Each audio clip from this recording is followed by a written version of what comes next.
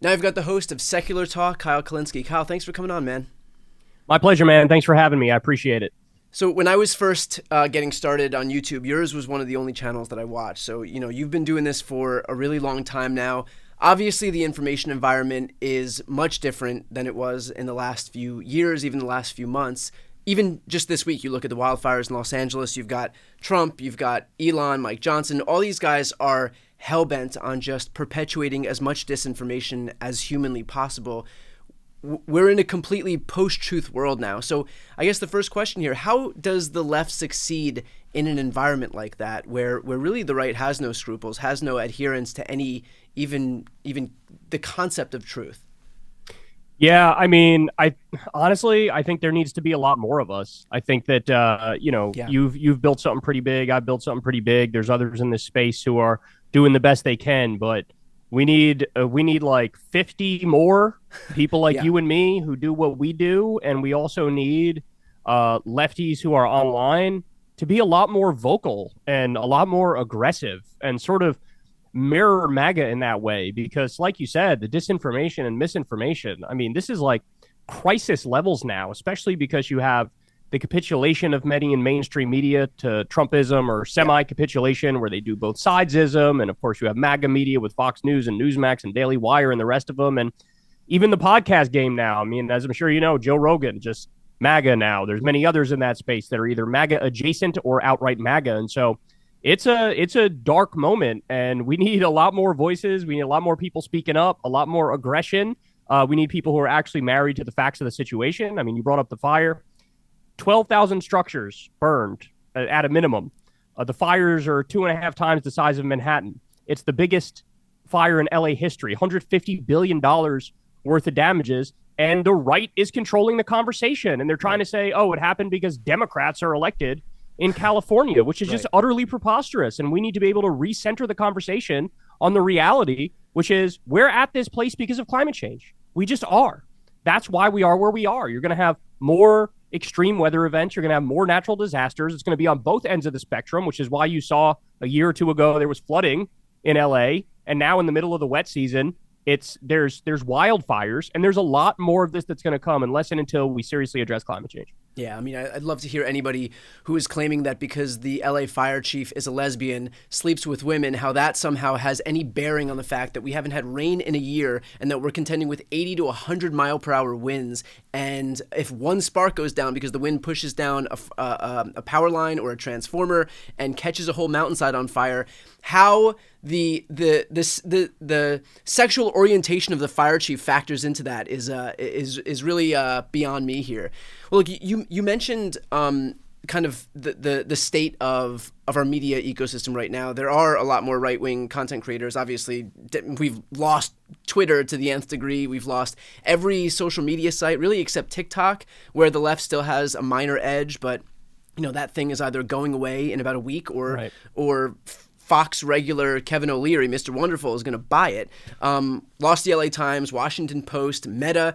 Do you worry about how Democrats can succeed with not just by virtue of the fact that we have fewer content creators and our content creators have a smaller audience, but really the structural obstacles that are erected against us? Like, we're not talking about just the number of creators out there. We're talking about the people who own these platforms. The whole distribution platforms unto themselves are completely right-coded. That's a really great question. I never really thought about it, but my instinct is to say, no, I'm actually not concerned about that because we still have YouTube. They allow all different sorts of ideas on there, but it's certainly possible. The fact that I've been able to build up the audience I've been able to build up, and you've been able to build up the audience you've been able to build up, it's certainly it's possible to win this information war. We just need to believe that we can and not stop fighting, right? And that's the thing that I've really been on the warpath against is the capitulation and the semi-capitulation that I'm seeing from every corner of this business, whether it's Republican politicians who've all cucked themselves to Trump, or it's Democrats, or it's people in the media. Really what I'm at war against right now is basically the idea like, hey, we can move forward. We can fight on. We can actually stay in this fight and eventually win. And certainly what I'm noticing is that since you've had Joe and Mika on MSNBC go to Mar-a-Lago and, you really see this capitulation happening across the board. I'm getting a lot of MSNBC refugees on my channel. Yeah. I'm sure you've seen a very similar thing. People are just looking for real, authentic voices that can actually tell the truth, can actually hold Trump accountable, can actually deliver information. So in a weird way, I'm actually reinvigorated to fight harder and get the message out more. And I think that there's a lane that's wide open right now. And that's the upside of this dark moment that we're currently in, is that there is a lane that's open and people they just need to do it. They just need to speak up. They just need to push their stuff out there and try your absolute best. And eventually, these things happen in waves, right? I do think we're in the Trump era now, but I think that era is going to crash and burn. He had a horrible first term. He's going to have a horrible second term. The pendulum is going to swing in the other direction. And then it's just a matter of, are you there to capitalize on it when we get there? Right. And I think it's worth noting, too, there are no Democrats in charge. The silver lining of that is the fact that there's nobody to blame if and when Republicans crash and burn. And we know they're going to, because Donald Trump is in charge of this party. This is a party that, again, we had issues even getting Mike Johnson elected, the bare minimum, as speaker. Obviously, Trump presents his own chaotic challenges on a daily basis. And when he was president, his approval rating never came up above 40-something%. So there won't be Democrats in the House, for example, for them to pin the blame on if and when this stuff comes crashing down. To your point, though, about independent media and the burgeoning importance of kind of the ecosystem that we're in right now, you've got moderates claiming that progressives lost this election for tacking, too far left. You've got progressives claiming that Democrats pretending to be Republicans, basically doing Republican light, is what lost this election, because how is that going to get anybody energized on the left? You've got, the Annas at the Young Turks who've outright left the party. Lindy Lee is chasing Fox News contributor contract. So when you look at the broader ecosystem unto itself, where, in terms of where Democrats have to go to escape the wilderness, how are you thinking about the next few years in terms of where we best position ourselves to be able to win? That's a great question. I would say, first of all, we're not as far off as many people think from winning. Okay. Because I do sense that everybody feels like, oh, this is now the Trump era. And people are acting like he won 48 out of 50 states. This was like a Reagan landslide, or this was like an FDR style landslide. It was like I just fundamentally disagree with 1.4%. that. Exactly, 1.4%. And they're going to sour on him really quickly. And what I would say to people is, you have to keep in mind, with one change, I really think Kamala would have won this election. And that change is, if the original Build Back Better bill got passed, I think Kamala would be president in a couple days coming up here. So in that original Build Back Better bill, we had paid family leave, childcare, universal pre-K, free community college, expanded Medicare, higher minimum wage. It lowered all prescription drug prices, not just some of them. And you had the expanded child tax credit.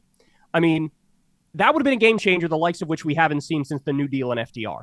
And I think voters would have rewarded Democrats. So what I want people to do is keep their eye on the ball and realize it's not even a thing, oh, we have to reinvent the wheel or we're starting from scratch. No, we were this close to winning it. And the only reason why Donald Trump won in the end, in my opinion, is because your average American voter who might not pay all that much attention just felt like, hey, I think he'll deliver me more change.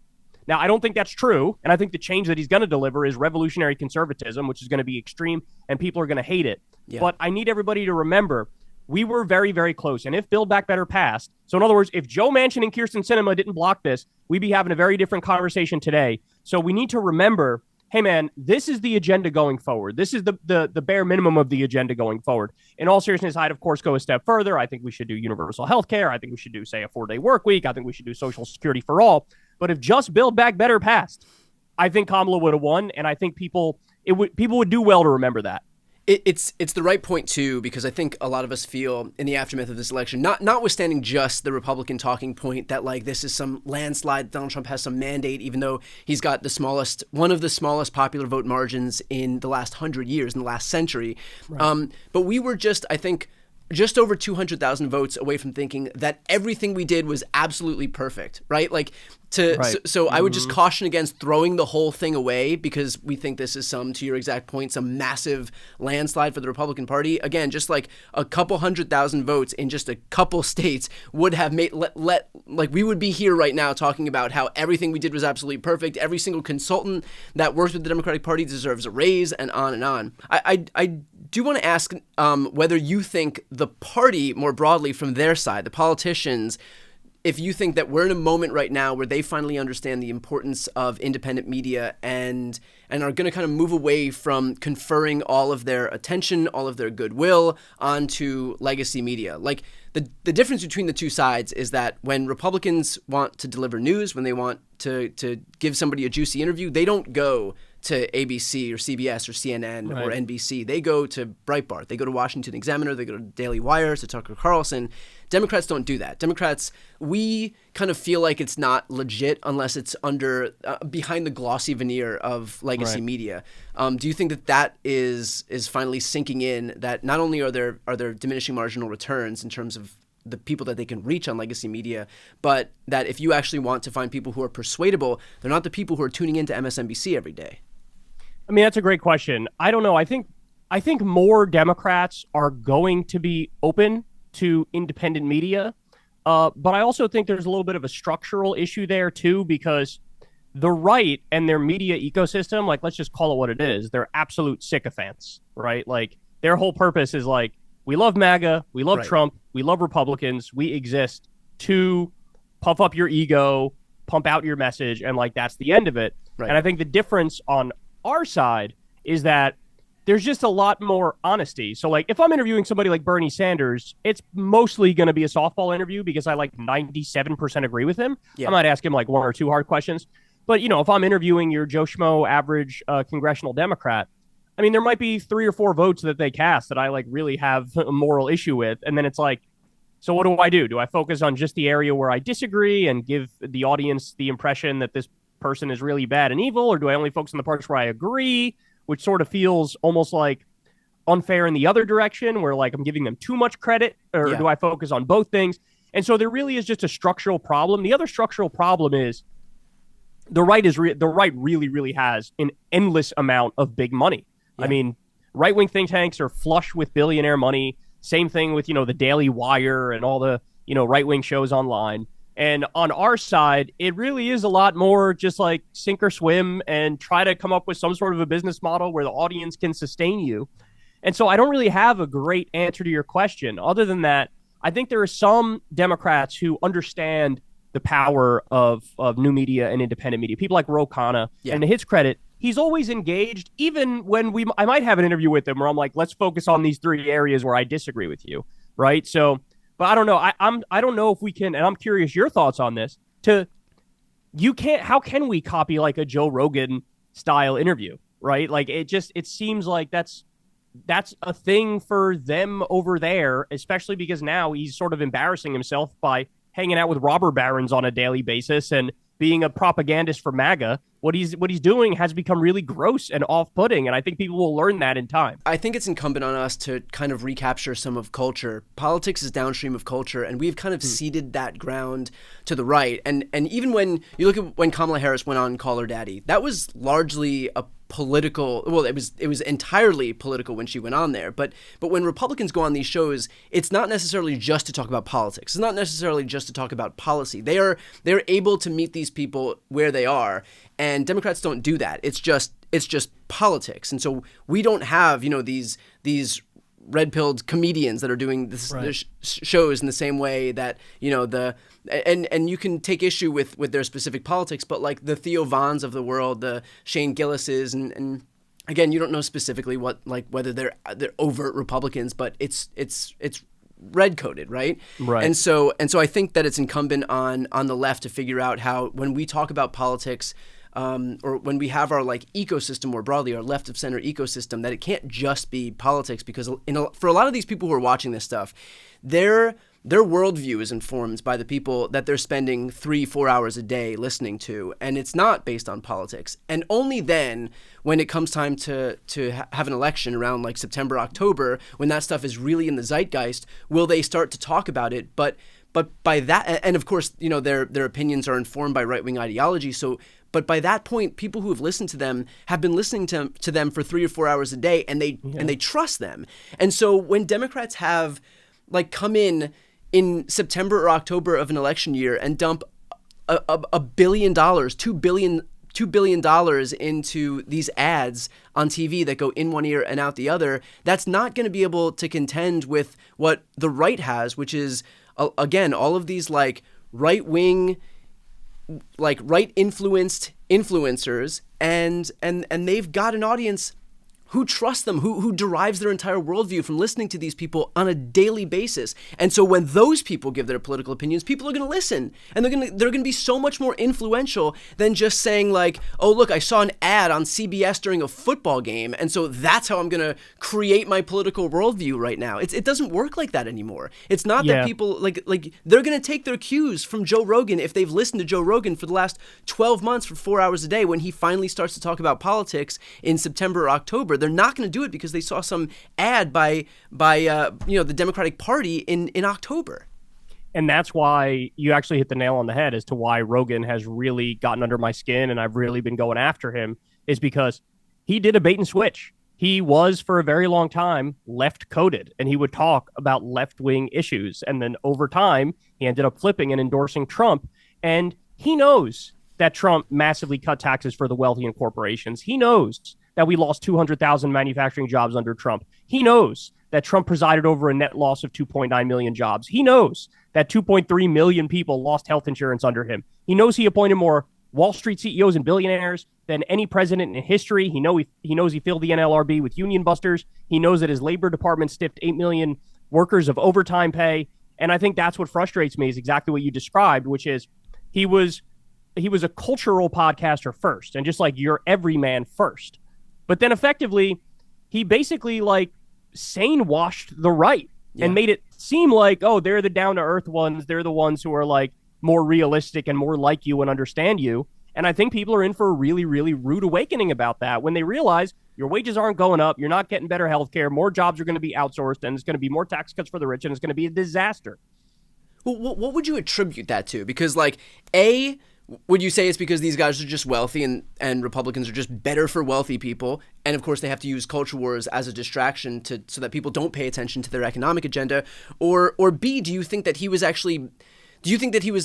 a perpetrator or a victim of this whole distraction campaign where Republicans made the entire election basically a referendum on a talking point that didn't exist in practice? This idea that Kamala Harris's agenda was gender reassignment surgeries among trans inmates in prison, something that came about in 2019 and that she's disavowed since then. And so do you think that for him, this is something, again, like, do you think that he is somebody who knew about this and was like, okay, I want a better economic agenda, so I'm going to keep pushing this along with the other people at the top of the Republican Party who know better, but like, fuck it, we'll just keep pushing it anyway? Or do you think that he was actually like a victim of this disinformation campaign himself, and he's like, oh, I keep hearing about trans inmates in prison, and so this must be the thing that everybody's talking about in politics. This must be what this election is a referendum on? I think it's a little bit of both. I mean, I think his friend group, he's surrounded by like edgy right-wing comedians who think just offending people is comedy, basically.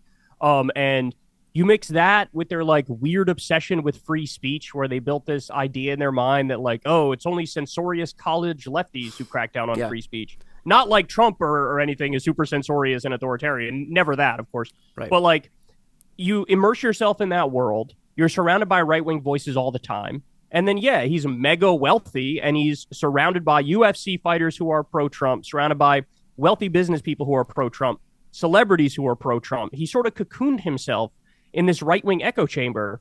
And then I think eventually over time it became he's more the perpetrator than the victim. But he started out as a victim.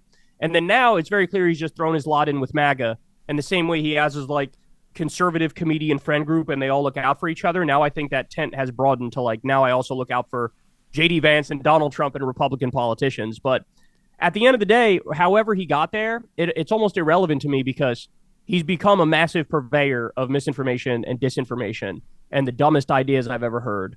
And he's dragging young, impressionable men down a path to support a politics that's going to lower their wages, give them worse health care, lead to more jobs being outsourced, destroy the regulatory state completely, lead to more wars. And yeah, that's why I've been on that war path lately. I mean, I'm sure you know, but one of the biggest things that I talk about all the time is it drove me crazy that there was this perception among MAGA that Trump is anti-war. Yeah. That's never been true. It's never been close to true. He's gone around this entire campaign. He was going around talking about war with Mexico and war with Iran. He told Israel to strike Iran's nuclear facilities. Like, at some point, the information and the facts have to actually matter. His first term has to matter. The stuff he's saying on the campaign trail has to matter. But MAGA got it in their head that, no, somehow he's anti-war and Kamala Harris is the war hawk because Liz Cheney endorsed her. And it just drives me crazy, man. Well, the crazy part about that, I spoke to Cenk a few weeks ago, and he basically said, I asked him, I was like, what's your red line where you're going to stop giving basically the MAGA universe the benefit of the doubt? This idea that, okay, they are supportive of him because of like policy, as opposed to what I think it is just because he says jump, they say how high. All of the principles are malleable, and whatever he wants them, like, it can, whatever way the wind blows, you know, he'll change, and then all these people will go along with him. He said that exact thing. He said that they are anti-war, and that's my red line, and I'll stop giving them the benefit of the doubt once we see Trump engage in some hawkish behavior, and they don't abandon him. He hasn't even taken office yet. And right now, he's been threatening war with, like, Denmark to be able to annex Greenland, threatening war with Panama, and, like, expressly came out and said, this isn't, you know, we're going to keep all options on the table, military and economic.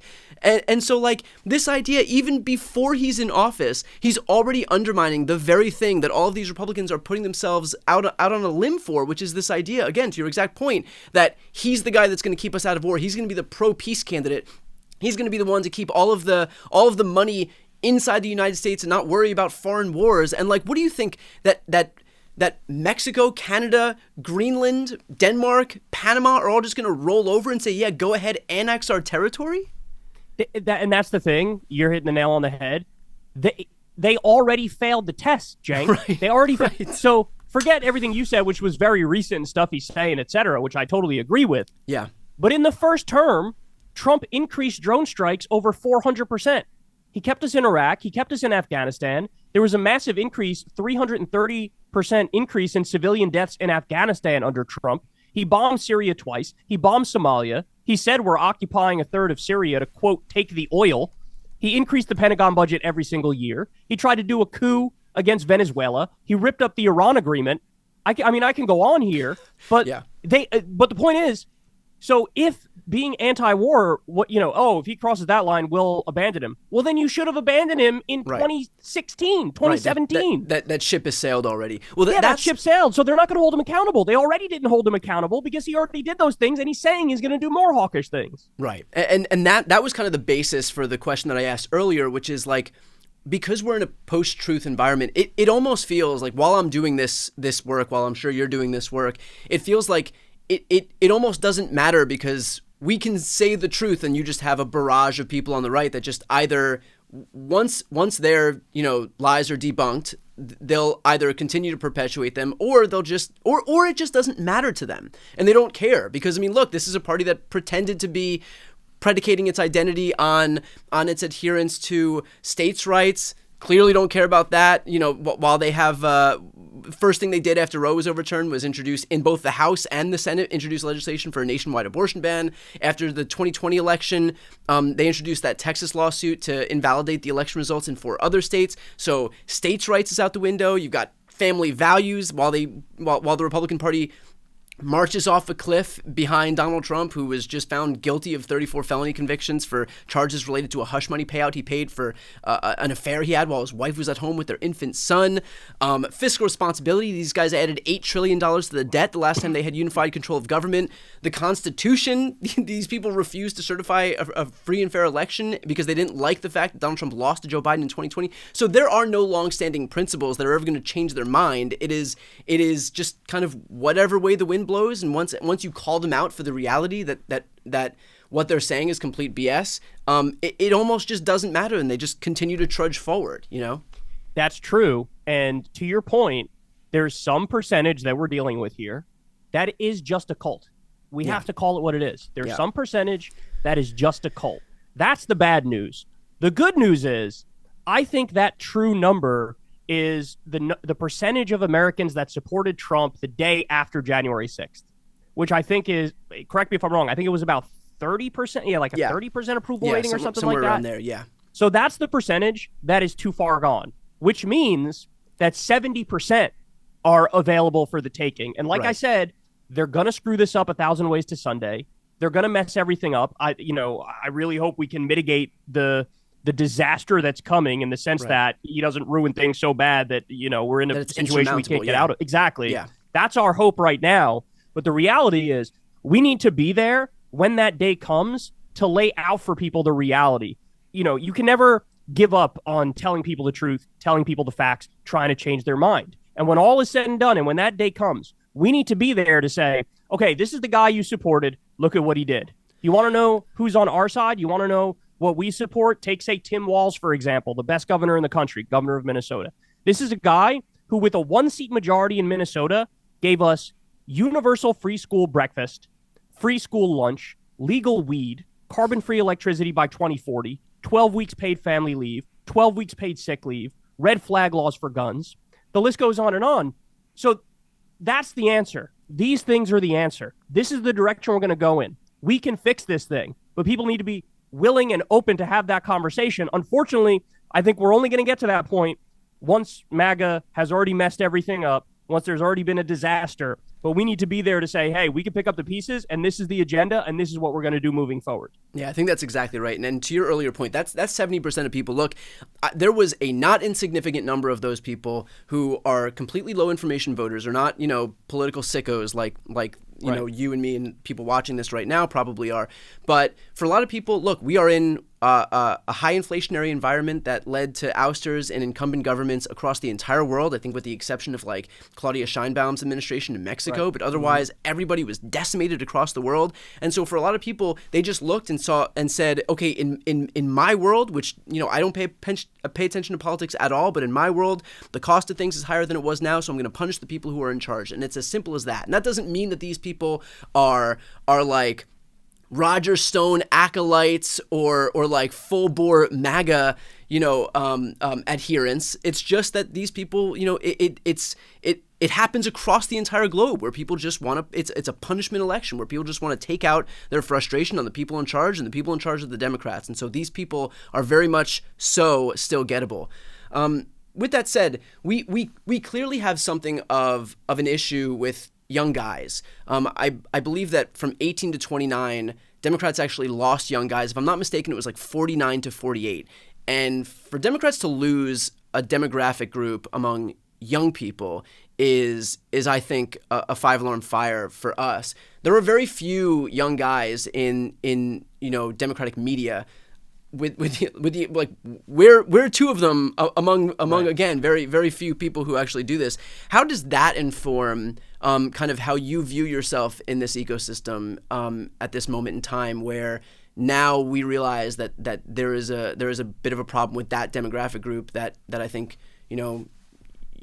you can relate to a lot more closely than any other. Yeah, I mean it's disappointing, right? Because I know where my politics have been virtually my entire life. Yeah. I know what I felt like were the important issues. I know that, my colleagues, guys my age, guys younger, I felt like, hey, the issues we're all kind of dealing with are all kind of similar, right? Like, I mean, I graduated into the Great Recession. Yeah. Right. Yeah, like, I know what it's like. I know, how tough it is out there. And I do think a lot of young men going right is honestly a failure of us to get across the message that we need to get across, and to convince these people that we actually care about these things that matter to their life, right? And the way to win them back is to really refocus on those things that matter. Again, I think that it'll be a wake-up call one day when MAGA screws things up as bad as they're going to screw things up. Like the things that the Republicans say they want to do, if they achieve those things, these people will be like, oh, that is not actually what I was signing up for, right? Yeah. Like I bring this up all the time, but you have red states that have decided we're going to ban minimum wage increases at the state and local level, or I'm sorry, the city and town level, Yeah. right? They say you can't raise the minimum wage there. They're banning extreme heat work breaks, right, at the state level. You also have Project 2025. They want to ban pornography and cut overtime pay and roll back child labor laws. And what I would say to these young men is, what part of that is appealing to you? Yeah. What part of it is appealing to you when they say they want to ban states from doing free school breakfast and free school lunch for kids? What part of it is appealing to you when you look at, in 2022, 36 Republican senators voted against gay marriage. 169 House Republicans voted against gay marriage. These are genuine and sincere extremists. Yeah. These are ideologues. These are extremists. And what they're actually in favor of, if you knew it and if you saw them implement it, you would go, oh, whoa, hold on here. I just wanted a higher wage. I just wanted some decent health care. I just wanted a bright future. And I do think the awakening will come. Again, it'll just be, unfortunately, you got to hit rock bottom before you bounce up. And we'll win them back. We'll definitely win them back with time. To that point, like, even right now, I mean, this election was largely a referendum on the cost of eggs. I mean, that's reductive, but it's a referendum on the cost of eggs. And like, where has the priority of the Republican Party been? Again, it's launching a trade war that would basically do the polar opposite of the very thing that Donald Trump took office promising to prevent, which is high prices. And so he is leaning into the thing that he said he was going to fight against by virtue of winning this election. And again, that's to say nothing of these fights against annexing Greenland, these fights against annexing the Panama Canal. Like, this is not what these people, I think that they signed up for. And because Trump can't help himself, and because there is no bulwark in the Republican Party, because they're all too afraid to say one ill word of the God King for fear of being primaried with Trump's influence and Elon Musk's wallet, they all just kind of have to walk behind him as he like parades around with this like utter insanity on a daily basis. And now they all have to go out there pretending like, while the rest of this country is hurting because they can't afford eggs, that suddenly the top priority in this country is that we need to have Greenland as the 51st state in this country, which, by the way, a MAGA judge just slapped down overtime pay for 4 million Americans. Biden signed the rule. 4 million Americans were going to get increased overtime pay. A MAGA judge slapped it down. This is the stuff. We need to focus on this. We need to get this out there. We need to let people know the reason your wages are lower is because of MAGA. By the way, after the judge struck that down, did Trump come out and disagree with it? No. Did Elon Musk come out and disagree with it? No. Did any elected Republican politician step out there and say, well, hold on now, I'm in favor of these people getting their overtime pay? None of them did it. None of them. And in fact, at the same time, a couple days later, you had Joe Biden signed a bill to increase Social Security payments. This is the stuff. Again, you made this point before. I made it as well. The facts don't sell themselves, right? Yeah. And what MAGA does well is they will pick something that they think they're popular on and they will hammer it forever until oh, yeah, that's their thing, right? But Joe Biden, God bless him, he's really up there in age. And even if he does something good, he doesn't have the vigor to go out there and say, this is what we just did, just so you know, I did this, we did this. Do you understand that? And they don't do that. And so that's why we're in a position now where it's on people like you and me to go out there and give people information. Hey, did you know a MAGA judge just slapped down overtime pay for 4 million people? Did you know Joe Biden just raised Social Security payments? And so the more we get the truth out there, the more we get this information out there, the more people learn what's actually going on, the more it's incredibly clear that the MAGA Republicans are not the way to go by any stretch of the imagination, and they are objectively going to make things worse. I think that's exactly the right point. Let's finish off with this. As an extension to that point, yes, we have a president right now who isn't able to prosecute the economic case against Republicans. He wasn't able to prosecute this campaign against Donald Trump. In large part, that's why we're in the position that we're in right now. So then, to that point, who do you view as the future of the Democratic Party moving forward? I mean, it feels a little bit, from my vantage, like we're just moving forward rudderless, and that independent media folks like you and I and everybody in this ecosystem have outsized influence now because we have no clear heir apparent in the Republican Party, in the Democratic Party. And so who do you view moving forward as like whether it's on our bench or just or not on our bench, who do you view as kind of the future of this party? So number one, I would say, unfortunately, we don't pick our leaders. Leaders emerge. And I don't know the magic or the voodoo that gets us to the point where a leader emerges. But when a leader emerges, you know that a leader just emerged, right? So that's my first answer is I don't know who's going to be the standard bearer, who's going to be the one to lead us out of this. But I will tell you who I hope it is, and that answer I've been given everywhere. I really hope it's Jon Stewart. Yeah. The reason I say it's Jon Stewart is because I think he has phenomenal politics. He stands for all the right things. He's also funny, which is huge nowadays. He's also controversial, which this is another lesson that I need Democrats to understand. They are terrified of controversy, terrified of it. Yep. What if I were to tell you, not only is controversy not bad, it's not even that it's like a neutral thing.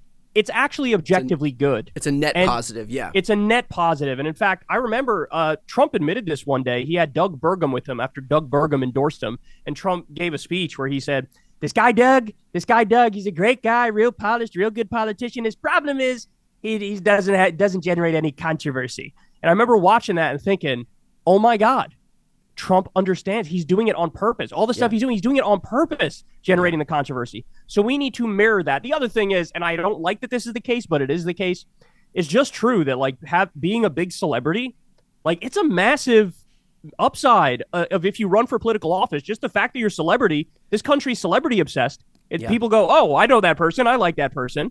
And so that's why I hope it's Jon Stewart. But I don't think Jon Stewart has any interest whatsoever in running.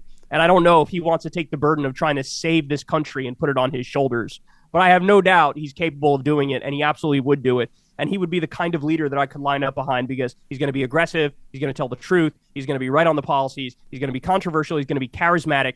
And I think he can get it done. Remember, he has legislative experience. He helped get through that bill to look after the first responders. The PACT Act. It was huge. It was amazing. So he did the 9/11 first responders. He got them health care. And to your point, he did the PACT Act for the veterans who were exposed to toxic burn pits. And if you remember, Republicans voted it down the first time. They voted it down. And what happened? He humiliated them to such a degree that they all just turned on a dime and suddenly had to... Yeah. And they did that, by the way. They did that to try to punish Democrats for daring pass the Inflation Reduction Act. And Jon Stewart was able to effectively shine spotlight on the fact that this was who the Republicans were looking to punish. They were looking to take their anger out on Joe Manchin for daring support the Inflation Reduction Act by punishing sick veterans. And there are very few people who could do what he did in that moment, and to humiliate them to such a degree that without offering any concessions, he got them to all flip and ultimately support that bill. He torched them. And ladies and gentlemen, I have to tell you, I wasn't alive at the time, but I know because I've read books on it. This is what it was like having FDR as president. This is the guy, I welcome their hatred. This is the guy who would make enforce his political will, use the power of the people for good. And I want to get back to that time again. And I think he's one I have confidence can deliver that. Have you had any contact with Jon Stewart or tried to make any contact with Jon Stewart? I know he's notoriously difficult to get an interview with. So I personally haven't reached out. I think I've said on air a couple of times, like, I'd like to have him on the show or whatever. I personally haven't reached out. But it's funny because Crystal, my wife, and the host of Breaking Point, she's had him on at some point on Breaking Points, and I asked her about it, and she was like, oh my God, I had him on when he was with Apple and was doing that Apple program. And so she only has the information from like the Apple booker who no longer works with Jon Stewart. And I was like, oh my God, this sucks. I can't get in touch with him. You let me know if you get him on. I'd love to see if you can get him on. I will. I mean, he's my white whale, basically. Him and Barack Obama are the only people that I'm trying to get. But so it's not looking good. But if I do, I'll either share his information and or also make sure I pose that question on your behalf. Kyle, where can people who are watching this right now see more from you? All right, thanks, man. You guys can see me on YouTube. The name of the channel is Secular Talk. You could also, I would say follow me on Twitter, but I'm trying to get off Twitter. I started a Blue Sky. I'm now on Blue Sky. My name is Kyle Kulinski Show on Blue Sky. That's the actual account. So thank you very much for having me, man. I appreciate it. It was great talking to you, man. Thanks so much.